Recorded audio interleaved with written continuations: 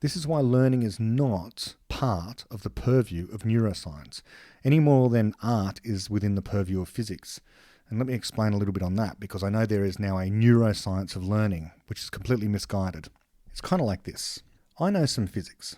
I know some physics about light and colour. I can explain something of the interaction between matter and energy and how different substances, when they're excited by energy, be it light shining on it or thermal energy heating it, it might appear to be green or red or blue or some combination thereof. I know about these processes.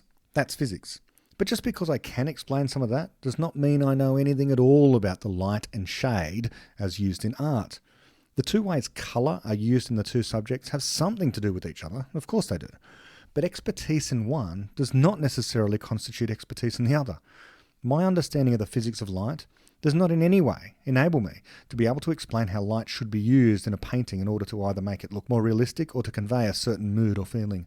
That is a whole different type of knowledge at a different level of emergence and complexity. So it is here. Again, talking about fashions that go on in education, presently we're hearing much about how so-called brain science might inform learning, as if they haven't even learned the distinction between the mind and the brain. It's all overblown. We never learn much from MRI scans of the brain or what neuroscience has learned about some new structure identified in the hippocampus. When I say we never learn much, I mean we never learn much about learning, and we never will. For the same reason, an artist, expert in painting, is not going to learn much, ever, about how colour is generated by the interaction between photons and electrons around atoms. It's the wrong level of emergence. It's the wrong kind of complexity. To be more specific, the artist is interested in how paint can abstractly represent other physical objects. The physicist is concerned solely with the physical objects in themselves. So it is here.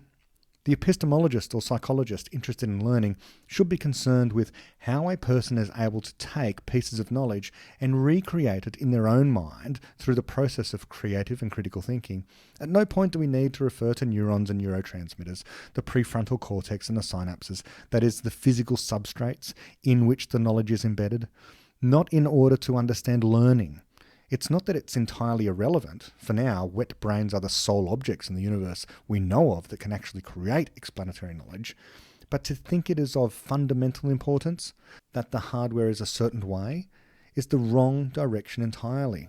It really is like thinking that if you're having trouble using your word processing program, that a better understanding of the silicon chips inside of the computer might just be what's required.